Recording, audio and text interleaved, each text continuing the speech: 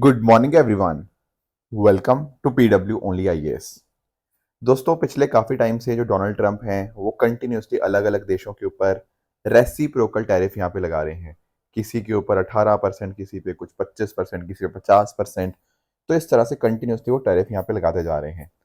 अब यहाँ पर ये मुद्दा गया यूएस के सुप्रीम कोर्ट में, और यूएस सुप्रीम कोर्ट में बात ये रखी गई कि क्या एक्चुअल में प्रेसिडेंट के पास ये पावर है भी इस चीज की।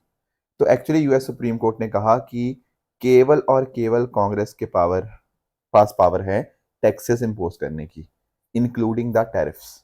तो जो ट्रम्प के जो टैरिफ्स थे उनको यहाँ पे सुप्रीम कोर्ट ने यूएस के यहाँ पे रिजेक्ट कर दिया है। ये डोनाल्ड ट्रम्प के लिए एक बहुत ही बड़ा झटका है। अब आपके दिमाग में आएगा, क्या सर अब डोनाल्ड ट्रम्प बिल्कुल भी टैरिफ नहीं लगा पाएंगे? नहीं, ऐसा नहीं है।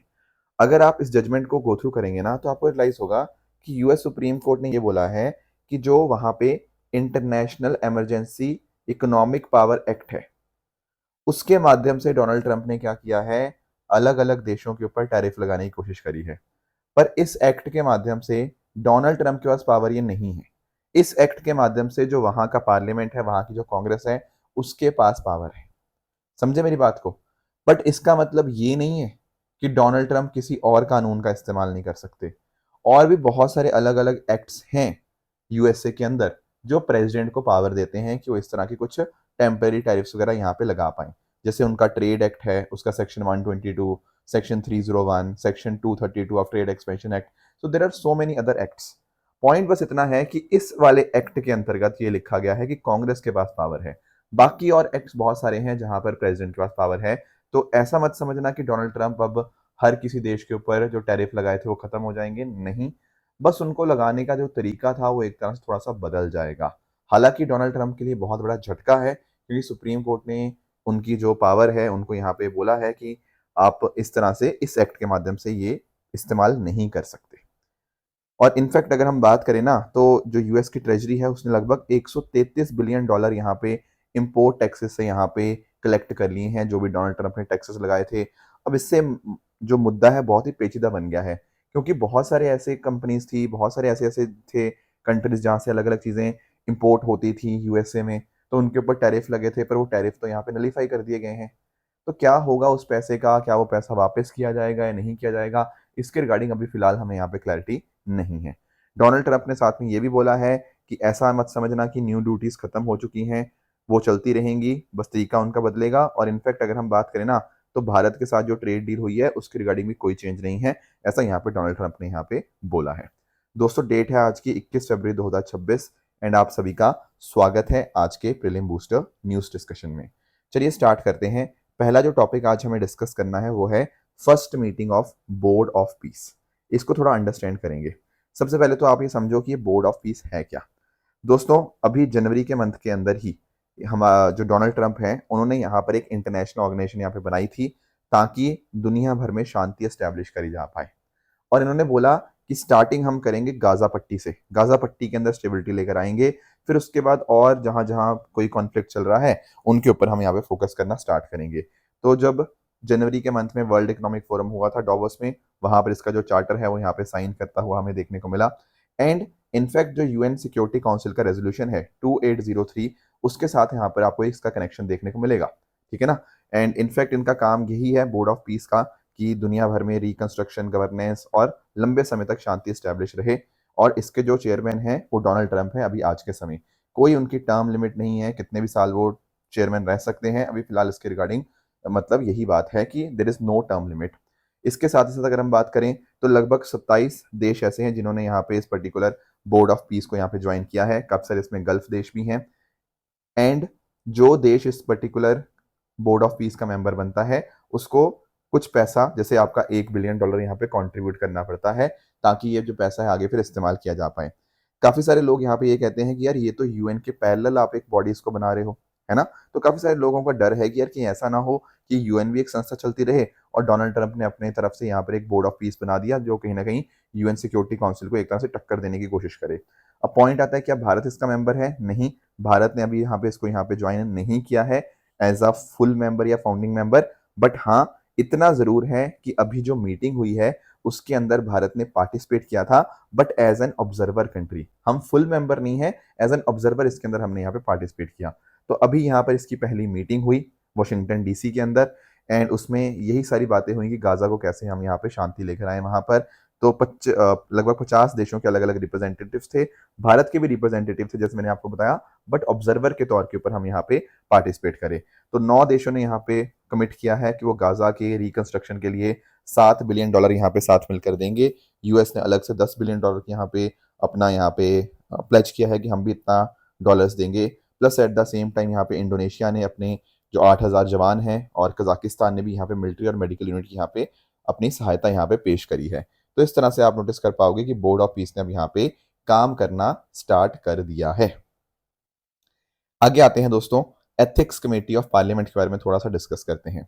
देखो, आपको याद होगा कि हमारे देश में जो लोकसभा के चुनाव हुए थे ना, वो मोटा मोटा मई जून में हुए थे 2024 में।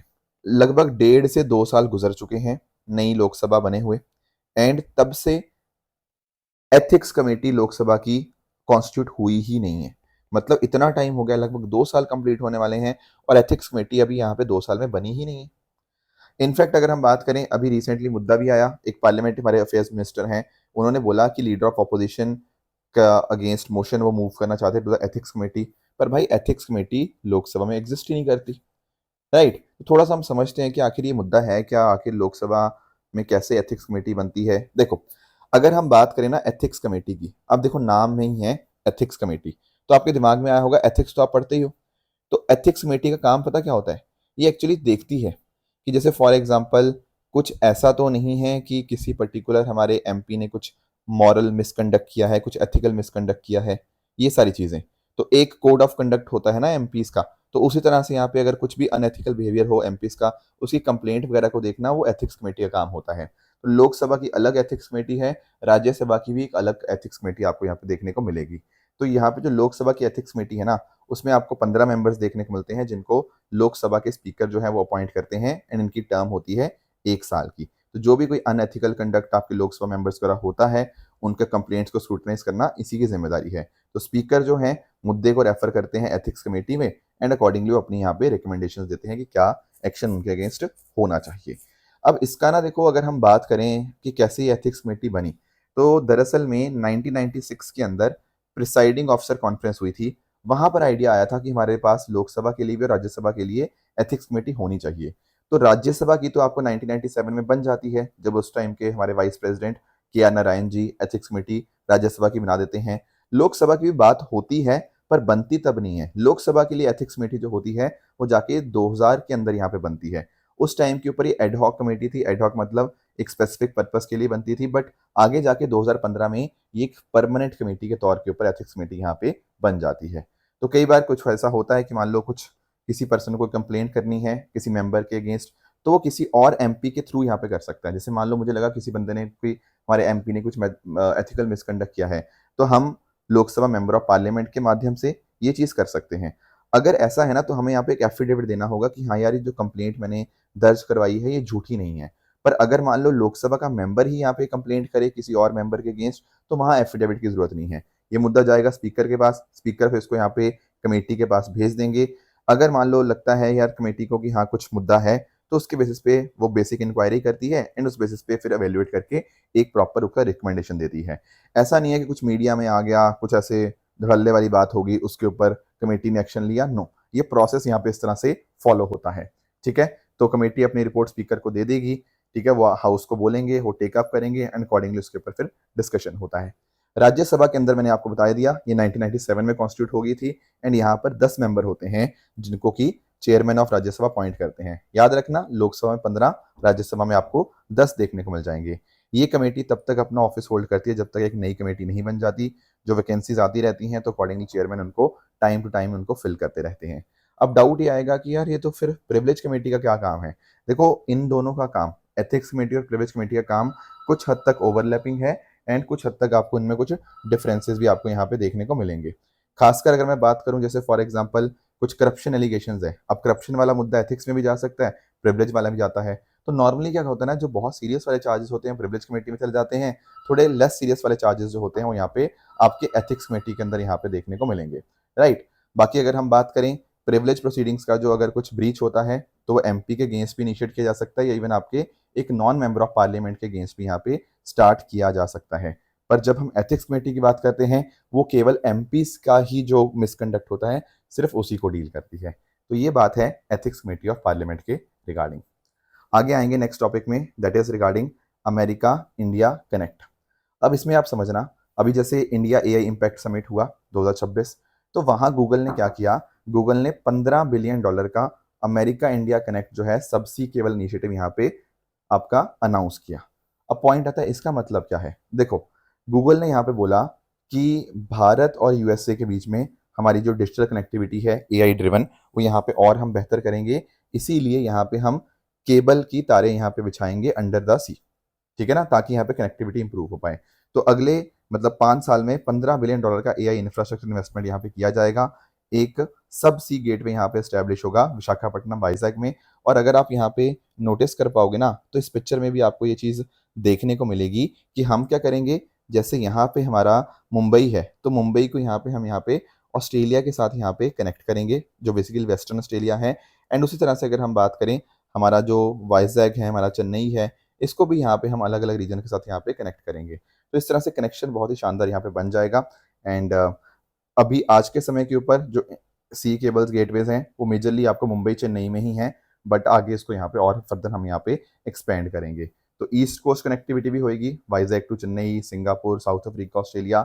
एंड उस तरह से वेस्ट कोस्ट लिंकेज भी रहेगा मुंबई और वेस्टर्न ऑस्ट्रेलिया के अंदर। यहाँ पे हम इंडो पैसिफिक इंटीग्रेशन यहाँ पे हम करने की कोशिश करेंगे। तो ऑलरेडी हमारे पास कुछ एग्जिस्टिंग केबल्स हैं, ठीक है, जैसे फॉर एग्जांपल आपका ब्लू है, रमन है, एसओआई है, ठीक है, यहाँ पर भी ऑलरेडी हम कनेक्टेड हैं, ठीक है, जैसे आपका Italy, Israel, Jordan, Saudi Arabia, इसके माध्यम से भी। बट और ज़्यादा कनेक्टिविटी यहाँ पे हम इंप्रूव करेंगे, उससे आपका AI driven data transfer capacity जो है वो और इंप्रूव हो पाएगी, भारत का रोल ट्रेड के अंदर और इंप्रूव होगा, एंड एआई, हेल्थ केयर और आपकी अलग अलग एप्लीकेशंस के लिए हाई स्पीड कनेक्टिविटी हमें यहाँ पे मिल पाएगी। तो विशाखापट्टनम जो वाइजैक है उसको भी यहाँ पे as a connect digital gateway, उसका जो रोल है वो यहाँ पे और इंप्रूव होता हुआ हमें देखने को मिलेगा। आगे चलेंगे दोस्तों, नेक्स्ट हमारा टॉपिक है regarding the Manav vision for artificial intelligence. कल भी मैंने थोड़ा आपके साथ इसके रिगार्डिंग डिस्कशन किया था। तो दोस्तों, जब हम बात करते हैं ना मानव की, तो प्लीज इस बात को अंडरस्टैंड करना, मानव की फुल फॉर्म आप प्लीज अच्छे से नोटिस कर लो। एम है का मतलब है मॉरल एंड एथिकल सिस्टम। प्रधानमंत्री जी ने ये बात बोली ना ह्यूमन सेंट्रिक की, उसमें एम का मतलब है मॉरल एंड एथिकल सिस्टम, यानी कि जो आर्टिफिशियल इंटेलिजेंस होगा वहां पर हम फेयरनेस, ट्रांसपेरेंसी और ह्यूमन ओवरसाइट का ध्यान रखेंगे कि मॉरल सिस्टम्स बने एआई, ठीक है ना। एंड इनफैक्ट अगर हम बात करें ना हमारी नेशनल एजुकेशन पॉलिसी, उसके अंदर भी यही सेम बात यहाँ पे लिखी हुई है।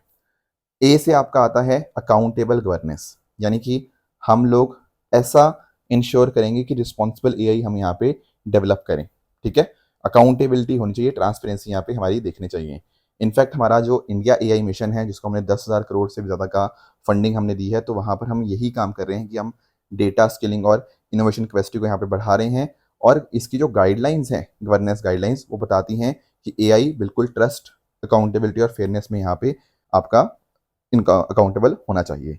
एन का मतलब है नेशनल सॉवरेनिटी। इसका मतलब क्या है, जैसे हम बोलते नहीं है कि जिसकी लाठी उसी की भैंस, यहाँ पर है जिसका डेटा उसी का हक। तो आज के टाइम के ऊपर ना जिसका डेटा सेट है, तो भारत को यहाँ पे अपने डेटा सेट को यहाँ पे सिक्योर करना होगा। ऐसा नहीं है कि आपका डेटा है और कोई और उस डेटा का मिसयूज कर रहा है। तो इनफैक्ट भारत के भी अलग अलग मिशन हैं, इंडिया सेमीकंडक्टर मिशन, तो हमारा ट्रस्टेड डेटा गवर्नेंस फ्रेमवर्क्स जो हैं वो इंश्योर करते हैं कि हम हमारे डेटा का यूज़ करें, बट कहीं ना कहीं उसके साथ साथ हम नेशनल सॉवरेनिटी का भी यहाँ पे ध्यान रखें। ए का मतलब है यहाँ पे एक्सेसिबल एंड इंक्लूसिव। एआई का इस्तेमाल मोनोपोली नहीं होनी चाहिए कुछ लोगों की या कुछ देशों की, ये मल्टीप्लायर होना चाहिए अपनी सोसाइटी के लिए। जैसे हमारा प्लेटफॉर्म है Meghraj GI cloud, India AI compute portal, India AI कोश, ये सारे इसी चीज़ की बात करते हैं। और वी का अर्थ है valid and legitimate. AI system verifiable होना चाहिए। देखो आज के समय के ऊपर आप लोगों ने नोटिस किया होगा, जैसे डीप फेक हो गया, वो सारे इश्यूज हमें यहाँ पे देखने को मिल जाते हैं, पता ही नहीं लगता क्या सच है क्या झूठ है। इनफैक्ट भारत ने अभी कुछ टाइम पहले ही जो आईटी अमेंडमेंट रूल्स जो हैं वो लेकर आए, जहां पर मैंने आपको बताया भी था कि किस तरह से अगर कोई कंटेंट आपके सामने है, तो अगर वो एआई से जनरेट हुआ है तो वहाँ पे उसके नीचे वो मेंशन कर देता है कि यार ये एआई कंटेंट है। तो कहीं ना कहीं वो जो आपका सेफ गार्ड्स हैं वो हम यहाँ पे इंश्योर करने की कोशिश कर रहे हैं। तो डेफिनेटली ये जो प्रधानमंत्री जी ने मानव विजन दिया है ये हमें हेल्प करेगा कैसे आपको एआई की तरफ यहाँ पे कंट्रीब्यूट करना है, एआई का इंश्योर करना है कि वो लोगों की भलाई के लिए हो। फ्रेमवर्क तो हमने बना दिया, पर अब हमें यहाँ पे काम करना है इसकी इम्प्लीमेंटेशन के ऊपर, ताकि ये सही ढंग से यहाँ पे इम्प्लीमेंट हो भी पाए। तो ये भारत का जो इंडिया एआई समिट था वो हमें यहाँ पे देखने को मिला। अब नेक्स्ट ईयर 2027 में जो एआई समिट होगा वो जिनेवा स्विट्जरलैंड के अंदर आपका होता हुआ देखने को मिलेगा। आगे चलते हैं, global AI for energy mission. देखो आजकल एआई ही बात हो रहा है सब जगह। तो global AI for energy mission जो है ना, वो दरअसल में इंटरनेशनल सोलर अलायंस के द्वारा यहाँ पे लॉन्च किया गया at the India AI impact summit. अब इसमें देखो इंटरनेशनल सोलर अलायंस का रोल तो रहा ही रहा, उसके अलावा अगर हम बात करें ministry of power, ministry of electronics and information technology और साथ ही साथ आपका रूरल इलेक्ट्रिफिकेशन कॉर्पोरेशन लिमिटेड, ये सबका यहाँ पे रोल रहा। एंड कोशिश ये करी गई कि भाई एआई को हम यहाँ पे इस्तेमाल करें। एक्चुअली पता क्या है, एनर्जी सेक्टर में एआई का काफ़ी इस्तेमाल हो सकता है। कैसे हो सकता है? देखो जब हम बात करते हैं ना एआई की, तो एआई हमें बता देगा कितनी डिमांड रहने वाली है, कैसे हम पावर फ्लो को मतलब वो सिमुलेशन कर देगा, उसकी ट्रांसमिशन में जो लॉस होता है उसको यहाँ पे कम करने की कोशिश करेगा। तो एआई ना एक्चुअली एनर्जी मैनेजमेंट के अंदर बहुत बहुत अच्छे तरह से यहाँ पे काम करता है। इलेक्ट्रिक व्हीकल की चार्जिंग, डिस्ट्रीब्यूशन नेटवर्क, इनको इम्प्रूव कर पाएगा, ऑपरेशनल कॉस्ट कम हो जाएगी, ये सारे फायदे होंगे। एंड अगर हम बात करें ना, ऐसा बताया जा रहा है कि एआई के अडॉप्ट करने से लगभग 8 एक्सा जूल इतनी एनर्जी डिमांड को हम यहाँ पे सेव कर सकते हैं। एक्सा जूल क्या होता है? 10⁸ जूल्स। तो ये सब फायदा यहाँ पे हो सकता है। तो इसीलिए यहाँ पे कोशिश यहाँ पे की जा रही है इंटरनेशनल सोलर अलायंस के द्वारा कि यहाँ पर हम ग्रिड्स को अपनी ट्रांसफॉर्म करें, सोलर जो है रिन्यूएबल्स हैं इनके ऊपर हम ज़्यादा ध्यान दें और एआई का इस्तेमाल करें अपनी एनर्जी डिमांड को प्रिडिक्ट करने के अंदर। बाकी इंटरनेशनल सोलर अलायंस के बारे में तो आप सब लोग जानते ही होंगे।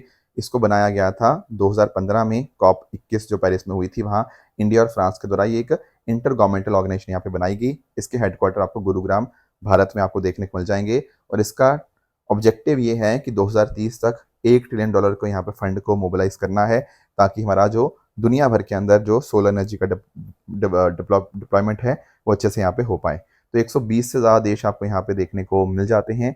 एंड इसके द्वारा कुछ इंपॉर्टेंट इनिशिएटिव्स की बात करें, एक है आपका one sun one world one grid, global solar facility और आपका solar technology application resource centre star C. इन सब यहाँ पे इनिशिएटिव्स को यहाँ पे इंटरनेशनल सोलर अलायंस ने यहाँ पे स्टार्ट किया है। अब दोस्तों आ जाते हैं अपने क्वेश्चन आंसर की तरफ। पहला क्वेश्चन है आपका इंटेंजिबल इन्वेस्टमेंट के बारे में, इसको आप पढ़िएगा, ट्राई करेगा इसका क्या आंसर होगा। दूसरा क्वेश्चन है आपके सामने regarding the minimum support price. अब जो मैंने लास्ट लेक्चर्स में होमवर्क दिया था, एक था आपका विद रिगार्ड्स टू डिजिटल रूपी। देखो डिजिटल रूपी जिसको आप ई रूपी के नाम से भी जानते हैं, ठीक है। ई रूपी दरअसल में पता क्या है, ये आपके पैसे का ही आपका डिजिटल वर्जन है। बेसिकली डिजिटल करेंसी आपका रिजर्व बैंक ऑफ इंडिया के द्वारा यहाँ पे लॉन्च करी गई है, जिसको हम लोग सीबीडीसी के नाम से भी जानते हैं, सेंट्रल बैंक डिजिटल करेंसी। क्योंकि यहाँ पर हमारा सेंट्रल बैंक है तो ये सेंट्रलाइज्ड है। ऐसा नहीं है कि ये आपका बिटकॉइन है, बिटकॉइन तो डिसेंट्रलाइज होता है, कोई उसको यहाँ पे कोई कंट्रोल नहीं करता, पर सीबीडीसी को यहाँ पे कंट्रोल करती है हमारी आरबीआई, ठीक है ना। तो इससे प्रिंटिंग का कॉस्ट बच जाता है, सारी चीज़ें हमें फिजिकल करेंसी यहाँ पे स्टोर नहीं करनी पड़ती, एफिशिएंसी इंप्रूव हो जाती है, ट्रांजैक्शन आराम से हम यहाँ पे हो सकते हैं। तो ये सीबीडीसी का फ़ायदा आपको देखने को मिल जाएगा। तो बेसिकली जैसे आपका पेपर है ना, ये नोट है, ये फिजिकल करेंसी है, हमने उसी फिजिकल करेंसी को डिजिटल कर दिया है, दैट इज योर सीबीडीसी। तो यहाँ पर पहला स्टेटमेंट कह रहा है कि it is a sovereign currency जो आरबीआई इशू करता है, जैसा in alignment with monetary policy. Yes that is correct. दूसरा कह रहे हैं कि ये आरबीआई की बैलेंस शीट के ऊपर एज अ लाइबिलिटी शो होता है। बिल्कुल ठीक बात है। देखो जैसे रुपी है वो भी एक ऑब्लिगेशन है सेंट्रल बैंक का, तो सिमिलर डिजिटल रुपी भी उसी कॉन्टेक्स्ट में है, तो एक लाइबिलिटी हुई जैसा आपका फिजिकल करेंसी नोट्स होते हैं। तो ये भी अपने आप में बिल्कुल ठीक है। थर्ड कह रहा है कि ये इंश्योर्ड होता है इन्फ्लेशन के अगेंस्ट। नहीं, ऐसा कुछ नहीं है। आपका जैसे नॉर्मल अगर फिजिकल करेंसी है तो वो कहाँ इन्फ्लेशन के अगेंस्ट आपका इंश्योर्ड होता है? 100 रुपये है तो 100 रुपये रहेगा, जबकि आपका महंगाई बढ़ती रहती है। तो सेम चीज़ यहाँ पर भी है, यहाँ पर भी इन्फ्लेशन अगर बढ़ेगी तो आपका वैल्यू कम होता रहेगा। चौथी स्टेटमेंट की बात करें कि ये फ्रीली कन्वर्टेबल है, हाँ बिल्कुल, इसको आप यहाँ पे आराम से आप अपने कैश या कमर्शियल बैंक मनी में यहाँ पे कन्वर्ट करवा सकते हो बिना किसी रिस्ट्रिक्शन के। It is freely convertible. तो सही आंसर क्या है? 1, 2 and 4, option D is right. एक और क्वेश्चन दिया था एमएसएमईज के कॉन्टेक्स्ट में। एमएसएमई की देखो आप लोग डेफिनेशन जो है वो याद रखना, ठीक है ना। एक्चुअली आपको ये वाला क्राइटेरिया याद रखना है, न्यू कैपिटल और आपका जो न्यू टर्नओवर वाली यहाँ पे बात है, ठीक है ना। इनफैक्ट अगर मैं यहाँ पे बात करूँ तो आप क्या कर सकते हो, आप इसको भी भूल जाओ, ठीक है। ये भी पुराना यहाँ पे डेटा हमारी जो टीम है वो यहाँ पे इसने दिया है, क्योंकि ये पुराना ही डेटा है। इसके बाद जो है आपका जो डेटा है वो यहाँ पे चेंज हो चुका है, ठीक है। क्योंकि देखो ये लेटेस्ट ना क्या होता है कि टाइम टू टाइम यहाँ पे चीज़ें बदल दी जाती हैं, ठीक है। तो इसमें आप अच्छा या नहीं नहीं अच्छा ये वाला डेटा सही है, ये वाला डेटा सही है न्यू वाला। अच्छा ये वाला पुराना है, हाँ ये वाला पुराना है, इसको आप भूल जाओ पुराने वाले को, ये नए वालों को याद रखो। नया वाला डेटा क्या बोलता है, नया वाला डेटा बोलता है कि आपका जो कैपिटल अगर आपका 1 करोड़ से कम और आपका टर्नओवर 5 करोड़ से कम है तो आप माइक्रो एंटरप्राइज हुए। एक्चुअली पीछे यहाँ पे ना गलत दिया हुआ था, वो सारा आप उसको भूल जाओ, आप इधर ध्यान दो। एमएसएमई की जब हम बात करते हैं ना तो इसको यहाँ पे कैटेगराइज करने के लिए हम दो चीज़ देखते हैं, एक है आपका इन्वेस्टमेंट और दूसरा है आपका टर्नओवर, ठीक है। जब हम बात करें ना माइक्रो एंटरप्राइजेस की, तो माइक्रो एंटरप्राइज वो होते हैं जिनका इन्वेस्टमेंट 2.5 करोड़ से कम है और आपका टर्नओवर 10 करोड़ से कम है। जब हम बात करते हैं स्मॉल एंटरप्राइज की, तो इस केस में क्या होता है, आपका इन्वेस्टमेंट 25 करोड़ से कम और टर्नओवर 100 करोड़ से कम। मीडियम एंटरप्राइज की जब हम बात करते हैं ना तो इस केस में क्या होता है, आपका इन्वेस्टमेंट 125 करोड़ से कम और टर्नओवर जो है वो 500 करोड़ से कम। तो ये वाली चीज़ें आपको यहाँ पे पता होनी चाहिए that this is the investment limit, ये करोड़ में है, और ये आपका टर्नओवर लिमिट आपको पता होनी चाहिए। ये वाला डेटा प्लीज़ यहाँ पे आप इसको भूल जाओ, ये पुराना डेटा आपको यहाँ पे देखने को मिलेगा, लेटेस्ट डेटा आपको यहाँ पे मैंने आपको मेंशन कर दिया है। तो अगर आप इस डेटा को गो थ्रू करोगे तो आपको रियलाइज होगा कि पहला स्टेटमेंट अपने आप में गलत है, पर सेकंड स्टेटमेंट अपने आप में करेक्ट है, इसलिए इसका आंसर बनेगा option B, 2 only is the right answer. तो ये कुछ बातें थी जो आज हमें डिस्कस करनी थी। बाकी रही बात ट्रू एंड फॉल्स स्टेटमेंट्स की, ये स्टेटमेंट्स आपके सामने, ट्राई करिएगा, बताइएगा कौन सा सही है कौन सा गलत है। एंड जो लास्ट लेक्चर में मैंने होमवर्क दिया था ट्रू एंड फॉल्स का, तो उसमें आप नोटिस कर पाओगे कि यूएवीज की बात करें तो बिल्कुल ये ड्रोन्स होते हैं, that is the correct statement.